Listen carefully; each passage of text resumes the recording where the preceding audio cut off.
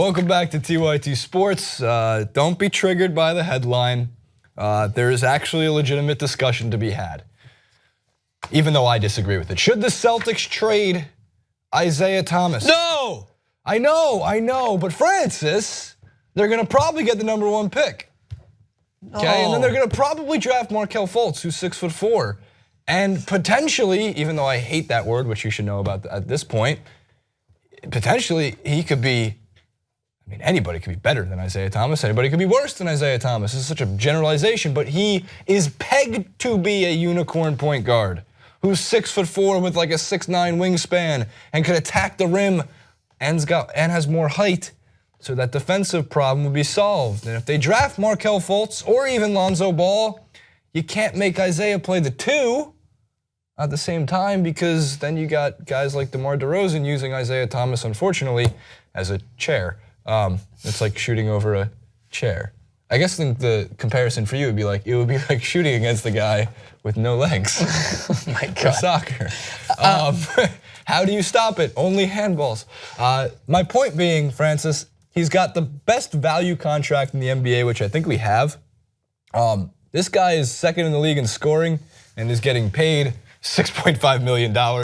The next year he gets paid 6.2. He gets less next year for being second in the league in scoring, and then he's a free agent. So if you trade him, every team in the league can afford that contract, as well as the Celtics would be able to get anybody they technically would want in return, instead of riding out the contract and having him sign a $25-30 million per year contract, because that's what he's going to get. But no, you can't trade him, obviously. Yeah, it's just it's the logistics of business is always going to be a problem in the NBA, because it's still something that I don't really understand. Trying my best, all the trades, all the picks, all the caps. Just get rid of caps, man. Just let them spend whatever they want, buy whoever they want. Like $237 million spent on the Dodgers. Like, you get Lionel Messi that's got a buyout clause of like $260 million, and yes, someone's going to pay that at one point and buy him. It's going to happen. So the reason I just say you can't is I like the Celtics. You know this. You're no wizard. I enjoy. I'm You're no wizard. Just look at the conference, though. The Celtics are good again. That's it. They look good. Isaiah Thomas was an MVP candidate. Unfortunately, coming up against a guy that averages a triple-double, and the fact that James Harden has been on a remarkable run this year and is probably going to be, should be the MVP. He has helped lead this team to be the next in line competing against the Cavs. Last season, we had previously suggested that this could happen. Yes. It's came to fruition. We're seeing a team, yeah, they've lost the last 2, but this is a team that had pipped the Cavs to the first seed for a little bit. And they're next in line to the Cavs rather than it being the Raptors, who last season many thought were the closest really to the Cavaliers, but there was still a distant gap. I think the gap has slightly closed this year. Yes, it I is. still think the Cavs are the best team, and I still imagine they will go all the way to the championship game. But the Celtics, I think, have a better chance overall than the Raptors.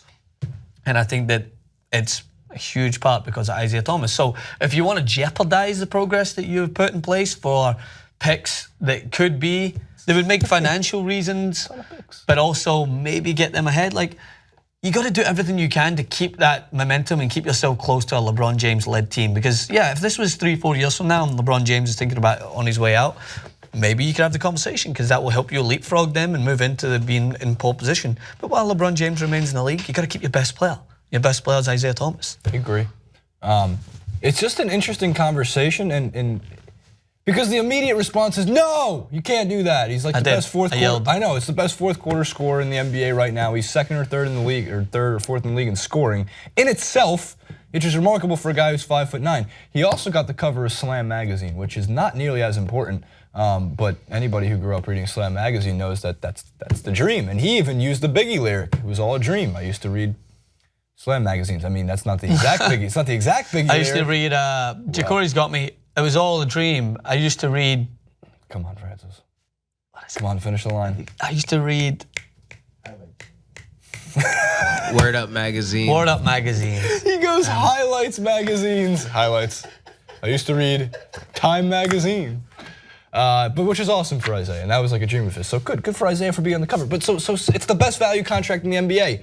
The only time I think that it would make sense to trade Isaiah Thomas is next season, right? When he's going to be a free agent in the summer at the deadline. If you really want to get something in return for him, and you don't want to see him walk in free agency because maybe you don't want to pay him, which they probably can pay him next year or at the end of next year or sign him to an extension, then you do it. But as for this Markelle Fultz coming in or Lonzo Ball, take a seat, Rook. We got a top 5 currently point guard in the NBA. Watch, learn from him. Have him mentor you. You're still going to get your 15 minutes a game, maybe even 20 minutes a game. They're going to develop you. But if you're to think that the #1 overall pick is going to go to arguably almost the #1 seed the year before, that's a dream situation because most guys are like Devin Booker or Ben Simmons, and they're going to the Suns 76ers and are winning less games than the #1 seed Celtics are losing each year. Yes. So in this case, by the way, the Celtics have the 2019 Nets first-round pick. So what else do you want? That's bananas. More picks? We got to develop these guys. Jaylen Brown's already a rookie that's getting better. So what do you get, Paul? Well, they botched their shot at getting Paul George, it seems like. That would have been a good pickup, especially more now than even at the deadline. And who else? Blake, Carmelo?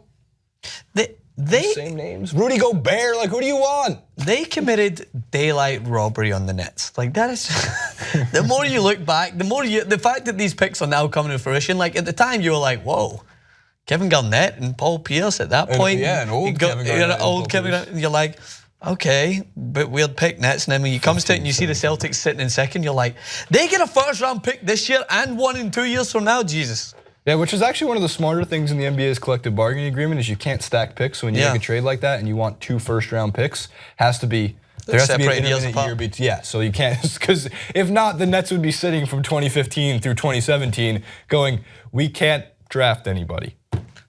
Very true. They're signing guys like Ron Baker from Wichita State, go undrafted. No, wait, the Knicks do that. Knicks could trade for Isaiah, but the Knicks would give like Porzingis for him, and we'd be like, oh my God. Yeah, very true. No, they shouldn't trade him. But it's an interesting question. Play with the NBA trade machine, by the way, which is the dumbest thing in the world because it doesn't actually make trades happen.